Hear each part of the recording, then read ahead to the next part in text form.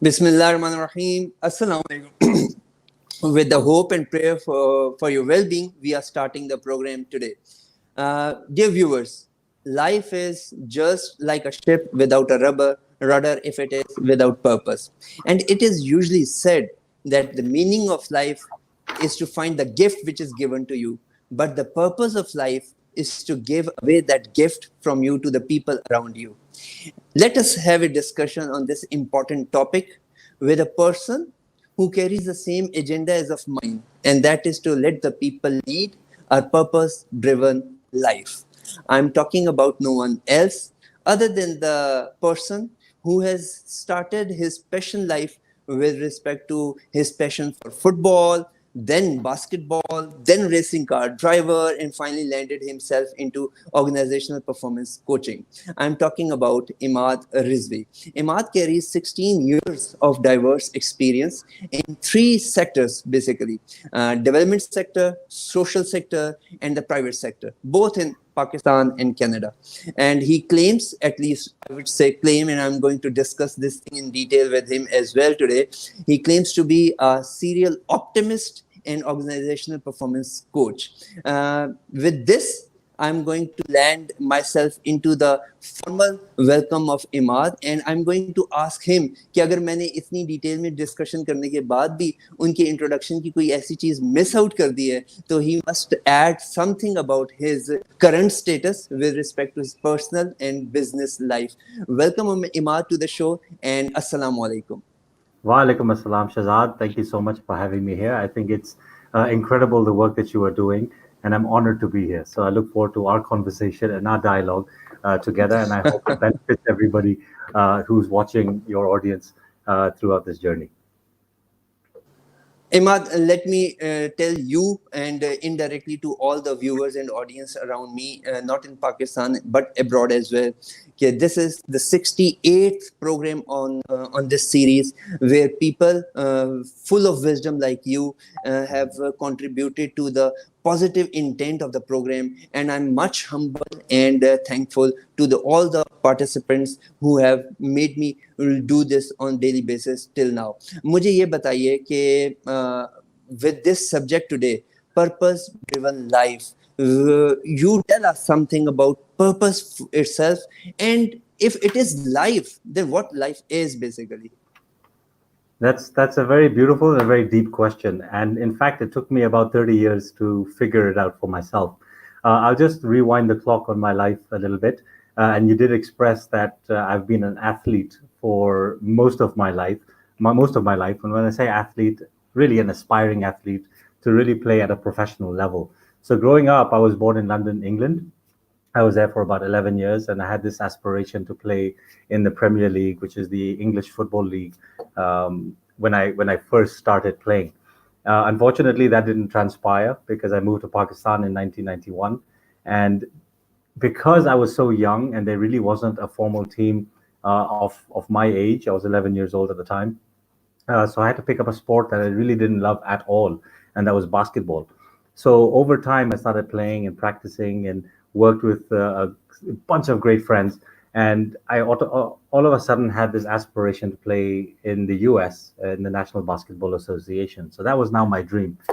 Then comes 2001, where the incident of the 9/11 attacks that happened on the US, in the US, sort of prevented me from going to the US out of fear of sort of my life, and my family was very concerned for me to go. So I had to stop that dream. And by the grace of God, motor racing came into my life, and I picked up that sport. I used to race cars for a living. When I say living, really not much of a living. I was investing in it, and I had the support of my family as well.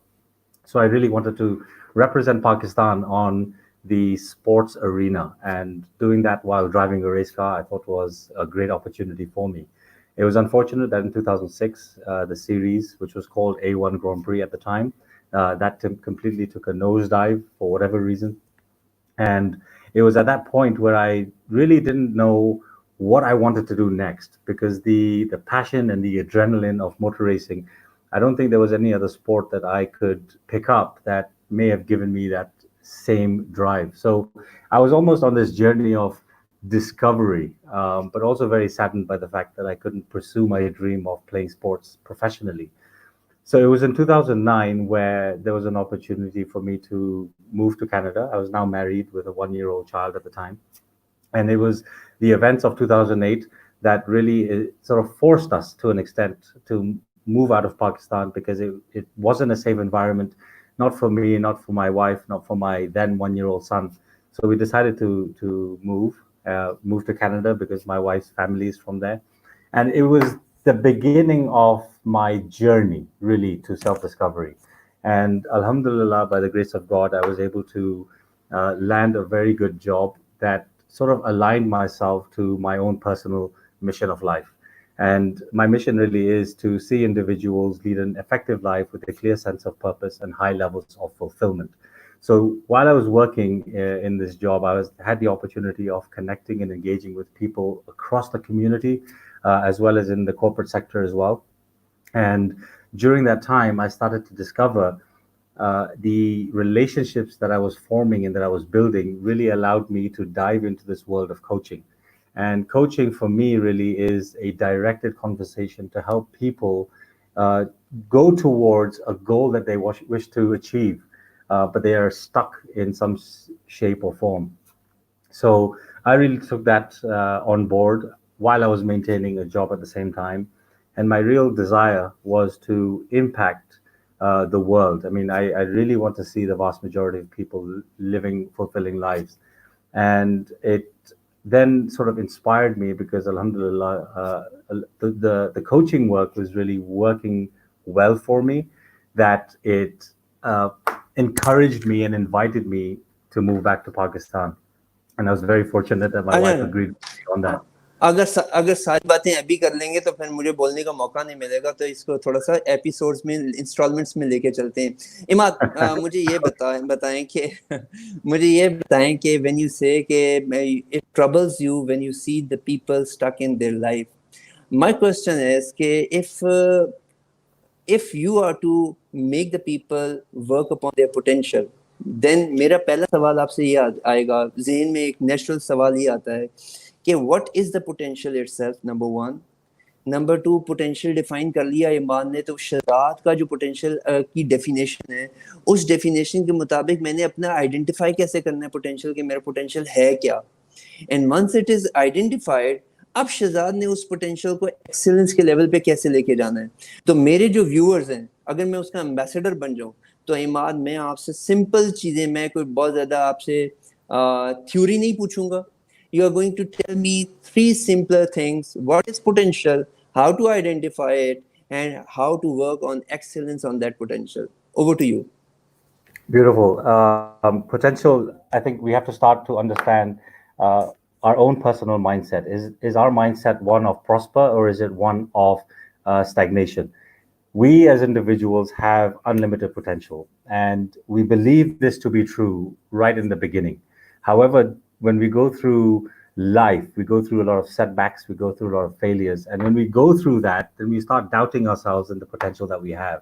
So we really go down this spiral effect, because the actions that we do take, if they don't reap the results that we want, we inevitably start to believe deep down that the potential that we thought was once unlimited is now limited. When it comes to your Imad भाई, जी, sorry for the interruption, मुझे ये बताइए कि आप उर्दू में कितना बोल सकते हैं? You go continue with the same question in Urdu. अंडा नहीं यार, ऐसे नहीं करें यार, नहीं ऐसे नहीं करें यार। सच्ची बात, आई मीन उर्दू में बात कर सकता हूँ, उर्दू से कोई मुझे इतना तकलीफ नहीं है, लेकिन when I'm trying to express something that I truly believe in, I don't believe the articulation of it will be as understandable in Urdu, because it'll just come out really funny. I think it becomes a comedy show almost. But if you want to sort of summarize my point in Urdu, you're more than happy to do so. And I sort of want to touch on this idea because you just expressed this Urdu language. And I think when I first came to Pakistan, one of the things that practically everybody said was you have to improve your Urdu if you want to do well in Pakistan. And, you know, other people's opinions can really have a negative effect on the potential and the possibilities that lie ahead of you. And if you allow others to control what your beliefs are, I mean, it's a vulnerability of mine. I get it. And I know that my Urdu is not as strong. However, I also understand that when I've interacted, I've been in Pakistan for 2 years now, and coming back to Pakistan, I've come with a new lens, a new light, a new idea of what Pakistan has in terms of potential. I never had that when I was in Pakistan for 18 years prior, because I was just so committed and focused on playing sports and doing whatever I wanted to do for myself. But it was this realization that when I came back to Pakistan, the language barrier was something that everybody told me that I'm never going to survive. And I'm going to share a story with you very quickly. And it's this, that I met somebody who was in the learning and development industry, who's a trainer himself, and he's pretty well known.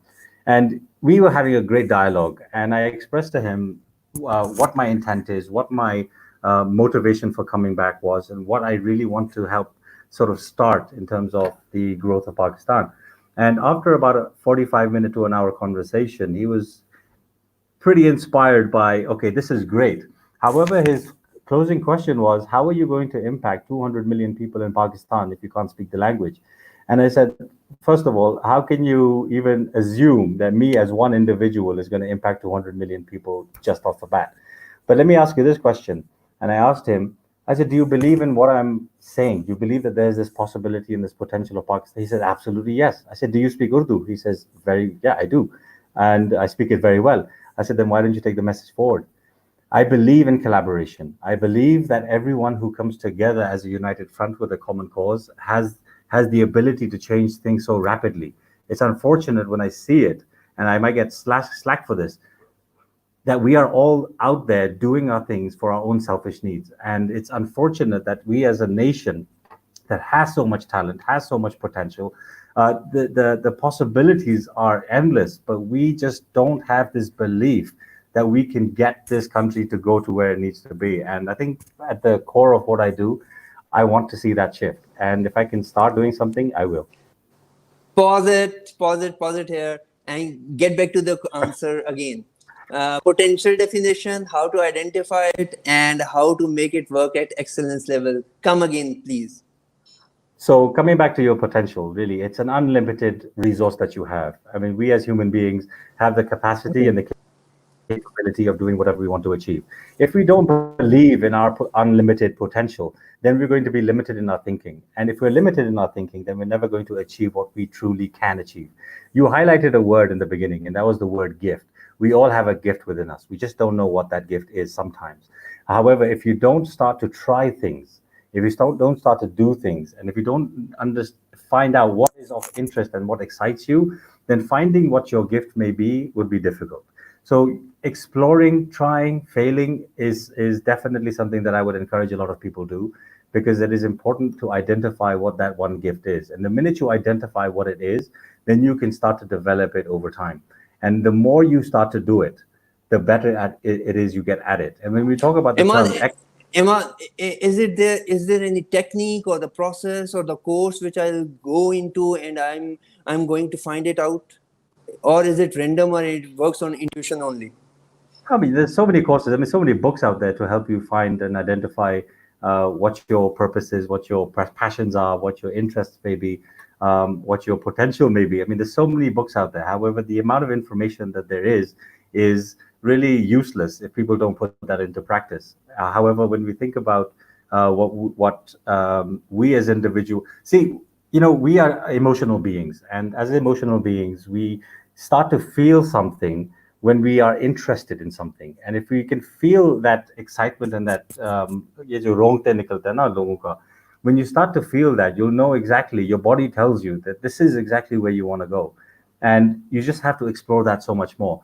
The idea of you wanting to live your passion and turn it into profit, for lack of a better word, it's a journey. It takes time for you to do that. But the more you start doing it, the more you can start to capitalize on it. And what better way to actually live a life than doing something that, yes, you get paid to do, but also are passionate about.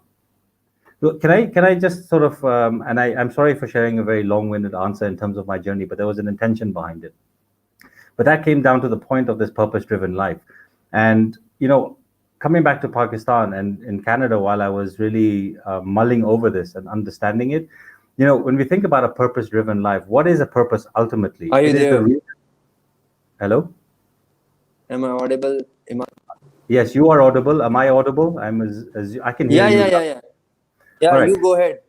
So, just to really give a definition in terms of my own perspective of what a purpose-driven life is, and when you look at purpose, by definition, it is the reason for doing something larger than yourself.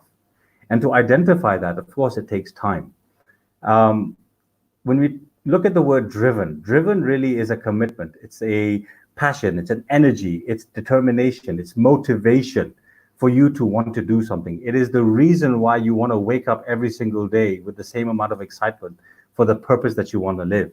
And then you also alluded to this idea of life. Now, when you think about life, it's a very subjective term. It's a very relative term to each individual. There are 8 billion people in this planet, B with a billion. There's 8 billion people on this planet. And when we look at life, and since it is so relative to each individual, the definition that I like to give around life is it is the lens through which one chooses. The key word here is chooses to see the world.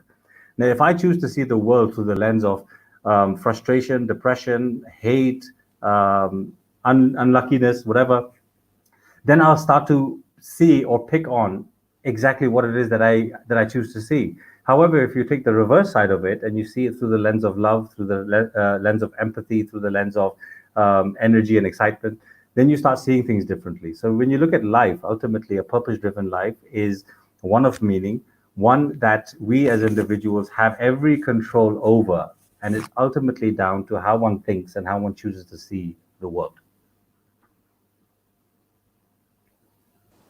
I think you have nailed it right. Question ये था तमाम audience और viewers के लिए कि what to do if the potential is there and how to identify it, excellence कैसे लेके जाना है, and the purpose driven life. Purpose के बारे में बताया गया कि एक ऐसा रीजन जो कि आपके अपने सेल्फ से बढ़ के हो, और फिर ड्रिवन की जब बात हुई तो एक ऐसा रीजन जो आपको सुबह रोज उठने के लिए मोटिवेट करे. It makes you come out of the bed, जहाँ पे हम ये कहते हैं कि बैटल ऑफ द बेड जो है वो जीती जा सके, और put your mind over the mattress वाली बात जो है वो यहाँ पे बहुत ज्यादा कारआमद साबित होती है. And when Imad says life, तो लाइफ को बहुत आसान तरीके से 8 बिलियन लोगों के दरमियान एक ऐसे लेंस की तरफ कहा गया, तशबीह दी गई कि एक ऐसा लेंस जिसके थ्रू आप जैसे भी देखना चाहें उस दुनिया को देख सकते हैं. तो it is up to you. Imad, I was reading an article जहाँ पे एपीआर की टर्म यूज हुई थी, and the APR stands for absolute personal responsibility. And absolute personal I like that. Responsibility says, या एब्सोल्यूट पर्सनल रिस्पॉन्सिबिलिटी सेज कि it is not 99.9%, it is absolute 100% your responsibility how you take your life as, are you going to be a victim or the victim. Beautiful answer from your side. I have caught you once saying that if you're human, you're my guy, and that was a statement which stuck in my mind, and I thought कि जब कभी मौका मिलेगा तो मैं आपसे पूछूंगा. You tell me, Imad, कि you are strong advocate of this purpose driven life and all that stuff. अगर एक शख्स है, शहजाद is there, और वो अपनी जिंदगी बहुत हंसी खुशी गुजार रहा है, हैप्पी गो लिविंग लकी है, तो उसको क्या जरूरत है कि एडिशनल रिस्पॉन्सिबिलिटी अपने ऊपर ले लेने की है, putting another hat of responsibility over the head कि यार I have to live up to purpose now. Why to do that in the first instance? Really, what is happiness at the end of the day? If you take, for example, the Maslow's hierarchy of needs, and it's got these phased processes that one achieves a certain level, which is the first one, which is the physiological needs. Then you migrate automatically to this idea that there's a need for safety. Then it moves on to love and belonging. Then it moves up to esteem. And then the last point, the tipping point, is self-actualization. What I like to express to a lot of people when it comes to this idea of happiness is really a fulfillment in what you do. And looking at the Maslow's hierarchy of needs, in order to achieve all of those, and I get it's difficult, and I'm not saying dive right into it, but as you're wherever you feel you are in that hierarchy, I always say self-actualization has to be the starting point of yourself. When we look at happiness, it's really self-driven. It's never a material thing. It's never something that we seek from external. However, because A lot of people here in Pakistan, unfortunately, don't have the basic needs. And I think it's their right, it's a human given right that we have to do it. And I think the government, of course, plays a significant role in that. But there are so many case studies around the world where people who have become successful, and I'm not talking about it on a monetary level, I'm talking about it in the self actualization level, who have literally started from nothing and have had extremely, extremely bad backgrounds. Now, how is it that they've achieved so much? Because they chose to see what they wanted to see as the outcome from the trauma perhaps that they've had in the past. A lot of people get stuck over there as sort of an excuse. So when we think about happiness, really it's self-driven. And I always say this idea of fulfillment, there's really two elements that drive living a very fulfilled life, and that is growth and contribution. The minute you stop growing mentally, physically, and emotionally, then it's almost like you're dead. And then if you stop contributing and taking care of others and doing things for others for the betterment of society, then that also can stagnate your fulfillment. So I say growth and contribution are two things that we should always strive to continuously do. And that personally Okay, needs to happen. Imaad, yeah, Rizwan is with us, and Rizwan is asking you that how can you keep consistent by yourself in your purpose. अगर एक purpose आपका define हो गया है और उसके अंदर consistency लेके आनी है, तो what would be the basic idea to remain consistent? मैंने एक किताब में पढ़ा था कि how much strong your why is, it depends upon कि आप कितना consistent रहेंगे. लेकिन you will elaborate the answer how to be consistent upon your purpose. See, consistency is self-driven, and it's also related to the idea of motivation. Zig Ziglar, who's a great motivational guru, he says that motivation is like showering. You need it every day. But the idea behind consistent, how does one stay motivated? It's through consistent action. You have to commit yourself, you have to dedicate yourself, you have to be determined to whatever it is that you want to stick to. For example, if you want to read a book, as basic as that sounds, if you commit yourself to half an hour a day, you will do it. You will end up finishing that book and you will gain so much value.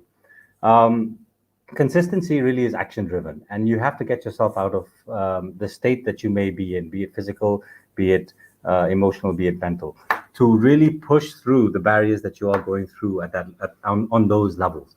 And I allude to those three emotional states because if you can actually start paying attention to your physical state, then that automatically starts to influence your emotional state. And then those two coupled then starts to affect your mental state. And, you know, when we talk about mental health that's going around, especially these days during the pandemic, it's really having a toll on a lot of people. And people who don't have the ability to control their physiology and their emotional state then have a struggle when it comes to their mental state.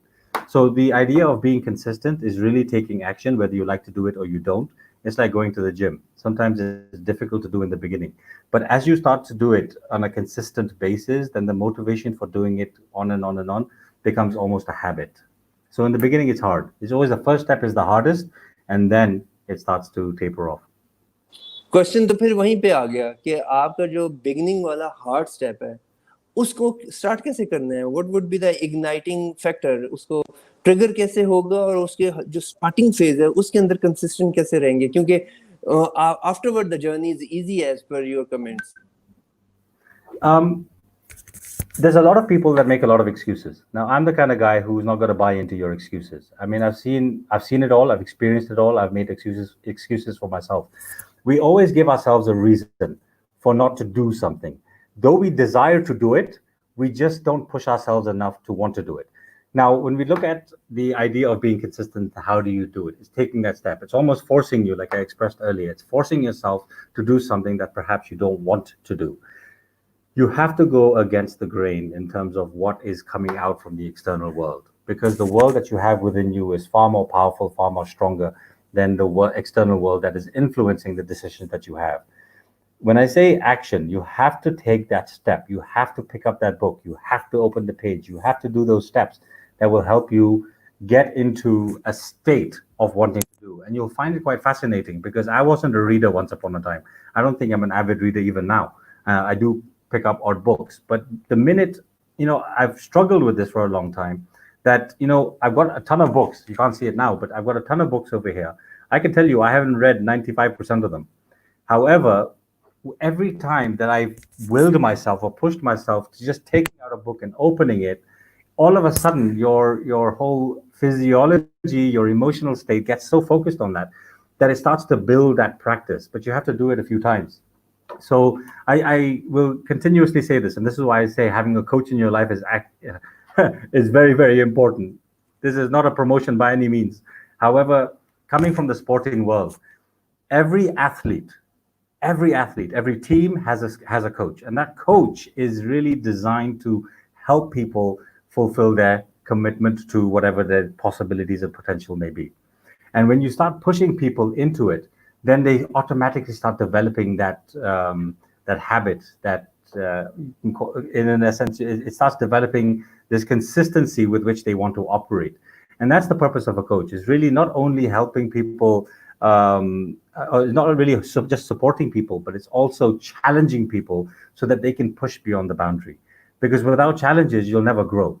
And you have to challenge yourself. And I could go longer into a story right now, but I know you're going to cut me off very, very soon. So I think you have to force yourself or almost will yourself. And if you have a best friend or your spouse or someone close to you who's willing to push you, that might be extremely helpful. Challenge yourself. Okay. Yeah. मुझे ये बताइए इमाद के God is all you need until God is all you have got.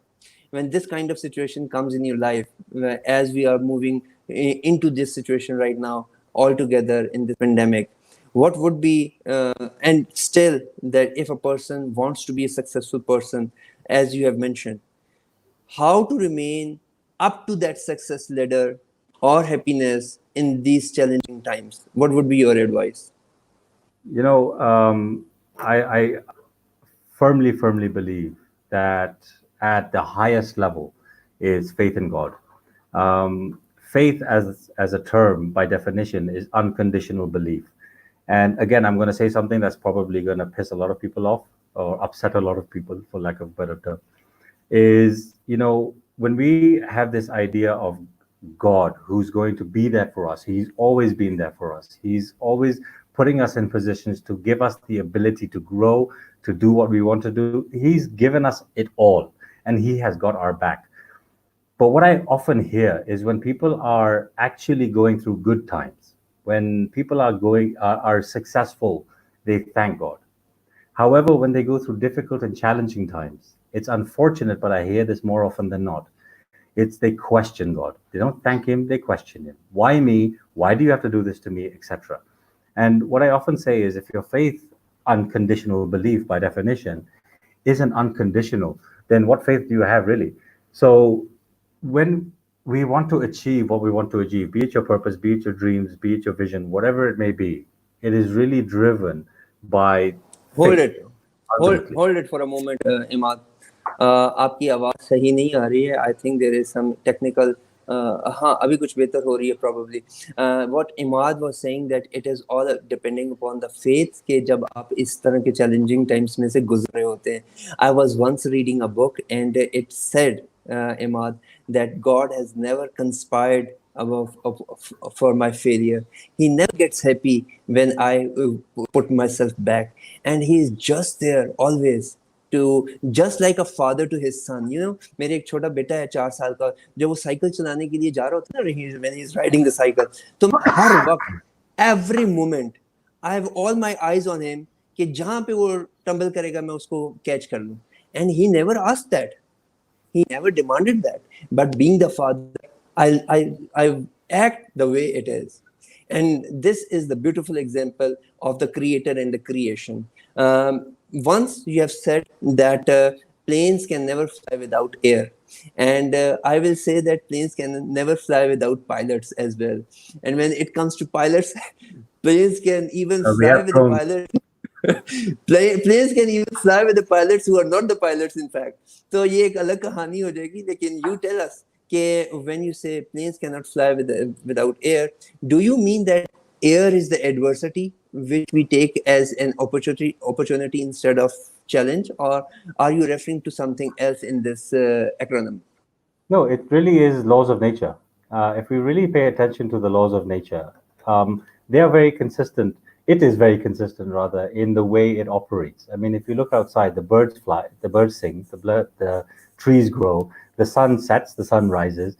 So there's these laws of nature that actually inspire a lot of people to, yes, you can say, utilize those laws to create great inventions in the world that we see today. And airplanes are a good example. And that's when we talk about change.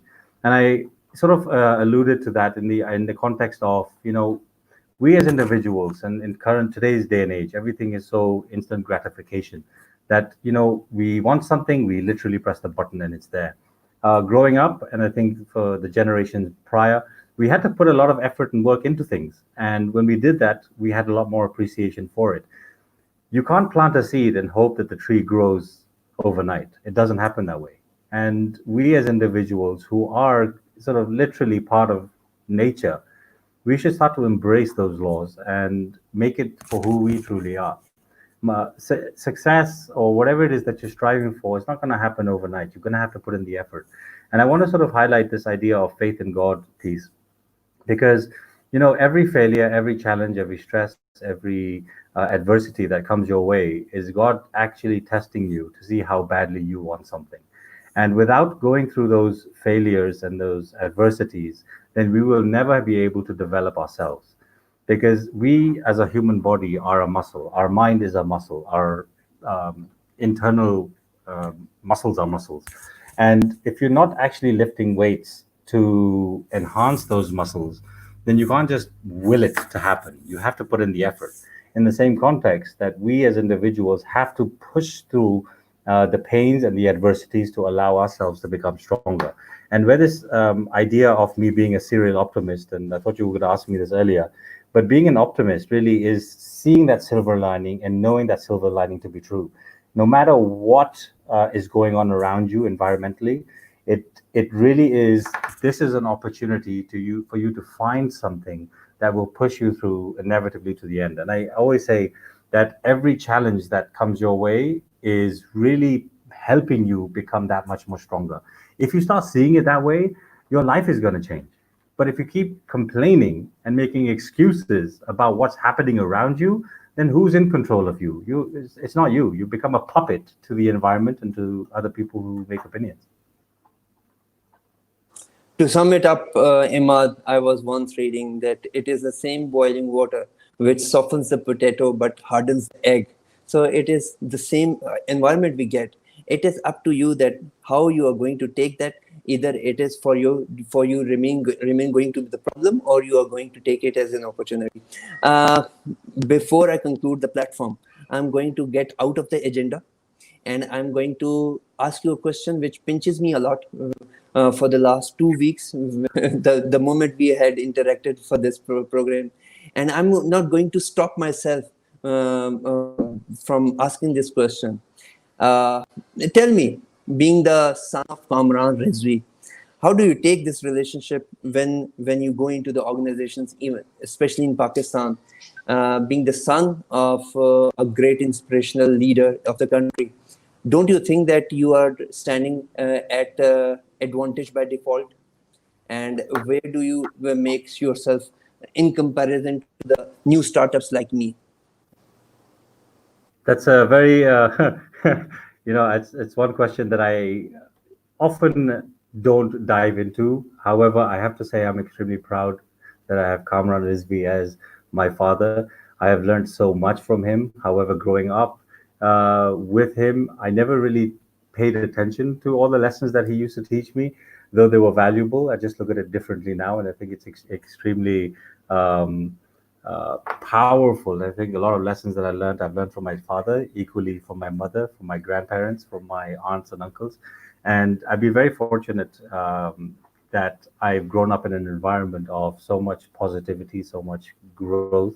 And I never took advantage of it earlier. I've just started to see the light now. When I moved back to Pakistan, I expressed to my dad, I said, I understand that you are where you are. But let me tell you something, that before I even got into this world of coaching, i.e., in the learning and development industry, I really never wanted to be here. I've always wanted to play sports, as I mentioned. And the one reason that held me back was when every time I saw my father on stage, I would always look at him and put myself down to say, I can't speak like him because, mashallah, he speaks very eloquent Urdu. I can't do the antics that he does on stage. I don't want to embarrass myself to an extent. So I started telling myself these stories, this narrative, and it prevented me. And God has a very miraculous way of working, and He puts me in positions that allows me to start expressing myself. And going to Canada, nobody knows Kamran Rizvi over there. So I had to develop my own character, if you will. And when I came back to Pakistan, I first thing I told my father, and I said, Abba, please, for the life of me, do not tell anyone I am your son, because I want to try and earn what I do on merit. And inevitably, if they find out Kamran is my father, that's fine. I have no issues with that. But then what happens is people have or create a bias in terms of who I am and what I do. And I can live with that. I mean, that's just life. That's like you telling me Michael Jordan, if his son is playing basketball, then there's going to be that comparison, and comparison is the enemy of execution. So I don't really dive into that. So I've been here 2 years. It's slow and steady progress. My dad has been a great mentor to me, is continuing to be a great mentor for me. However, whenever I go out, I never go out with the expression that Kamran Rizvi is my father, so give me the job. No, it doesn't work that way. I don't believe that to be true. I want to create my own credibility, and when people find out, let them find out. I mean, I've got nothing to hide. I mean, he is my father ultimately. He's been given to me by God. That is good. That is good. Rizwan is saying that if you are unsuccessful in achieving your purpose, does luck play any role in it? I know what would be your answer, but for the convenience of Rizwan and others, please go ahead with answering the question. Whom to blame? Luck, again, no blame. I don't believe in blame. Blame really is just another word of making excuses and pointing the finger and not taking responsibility or accountability for what you do. However, luck, when you think about it, is when preparation meets with opportunity. You may have heard this statement before. So, really, if you're prepared to do something and the opportunity presents itself, you're literally there. So, when you're looking at your purpose, for me, a purpose is, like I said, way larger than my own personal life. My vision really goes as far as 500 years from now. And knowing that I'm not going to be alive today to see it, my desire to start something now in hopes that, people can pick up that torch and continue on the legacy, that will be great. And it's not the legacy of me, it's the legacy of the idea.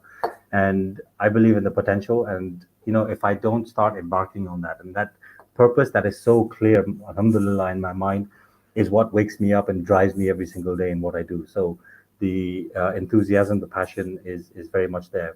I also want to just sort of share, I think it might be valuable to everybody else, is this principle called Ikigai. It's a Japanese philosophy called Ikigai, Ikigai. And this was a great tool that when I came across it while I was in Canada, it's something that I started working on to my sort of for myself. And Ikigai, by definition, is the reason for being. And the work that I do is really to migrate people from the preoccupation of doing to an expression of being. And Ikigai really, if you Google it, you'll find all the information there. But it really hovers around four key questions. Number one is what do you love to do? Number two is what are you good at? Number three is what does the world need? And number four is what do you get paid to do? And I'm not going to dive deeper into it, and I'm happy to do it another time. But the amalgamation of all four of these really then encompasses to this idea of Ikigai, which is the reason for being.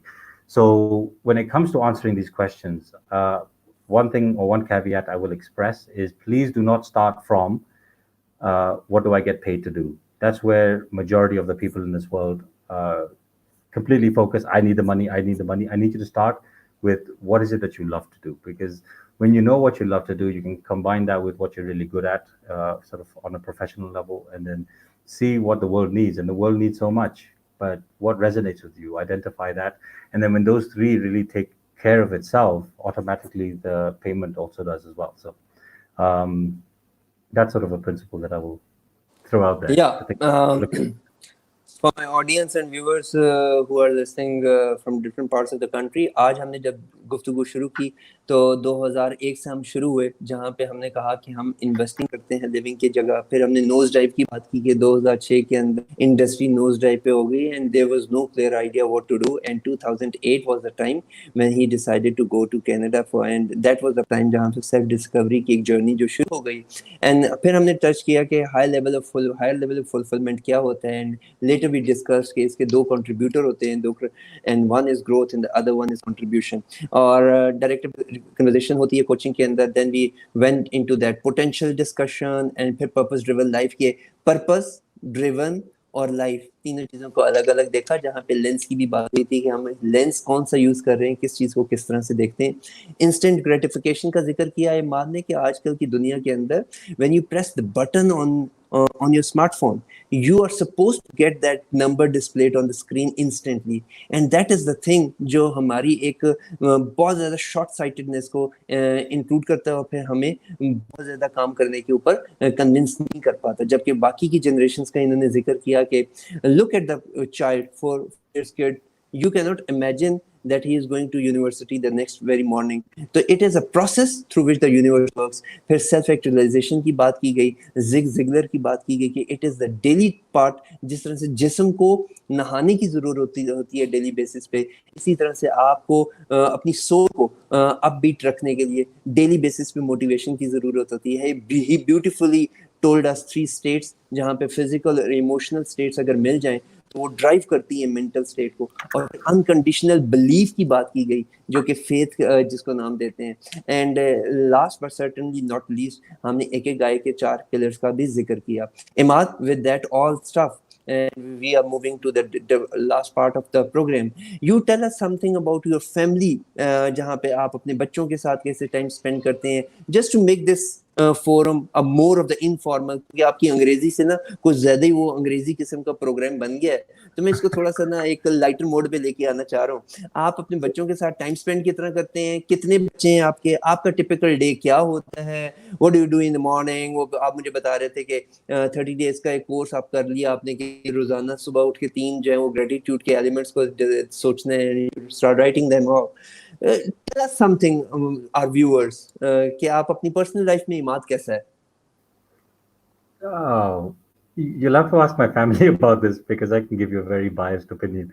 No, I have a very loving wife, 2 beautiful children. Alhamdulillah, they're boys. I have a 11-year-old and a 3-year-old. 11-year-old, बल्कि 12-year-old, क्योंकि कल उसका birthday था. And when it comes to spending time with my family, I like to use the idea of the word effectiveness. There's this concept of work-life balance. So when I talk about effectiveness, is really being present with the individual for whatever duration it may be, because children and people actually pick up on that. मेरा phone जो है, cell phone, कभी साथ होता ही नहीं है. लोग काफी irritate हो जाते हैं इसके बारे में. लेकिन देखो हमारा phone, I'm not crippled by my phone.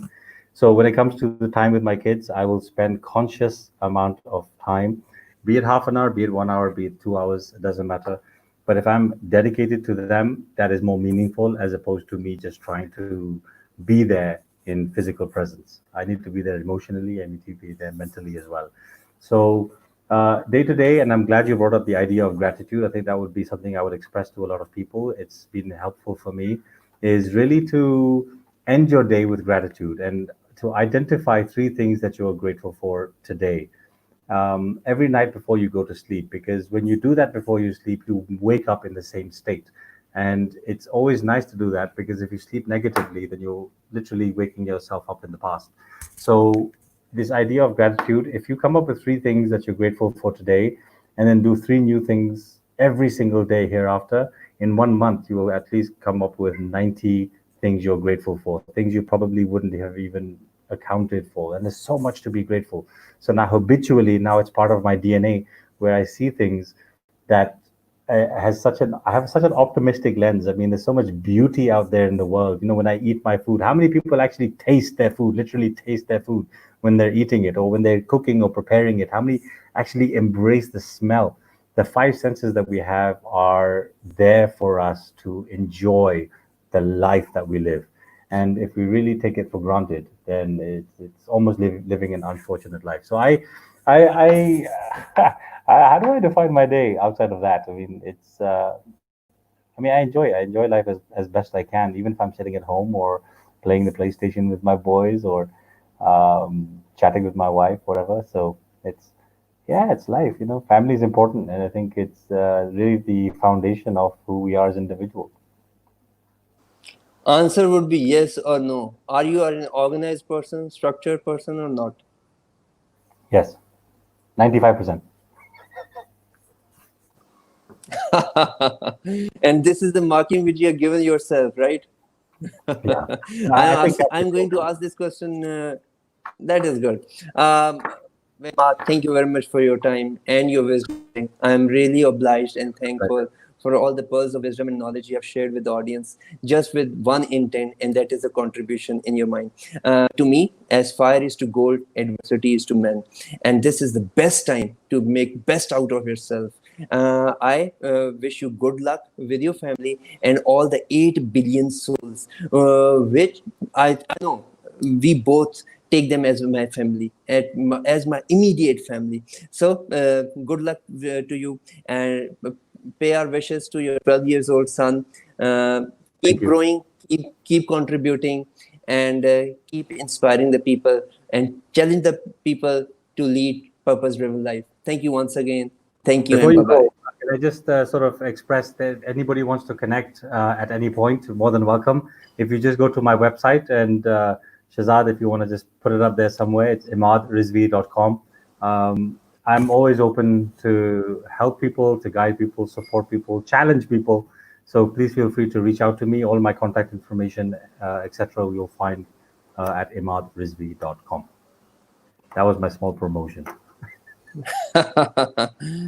Okay, I have tried to place this on my comment box. It says that Imaad, IMAADRIZVI.com. Correct. If it is okay, you can endorse it after the program. Thank you once again. Take very best care of yourself. Inshallah, see you again. Bye bye. Allah.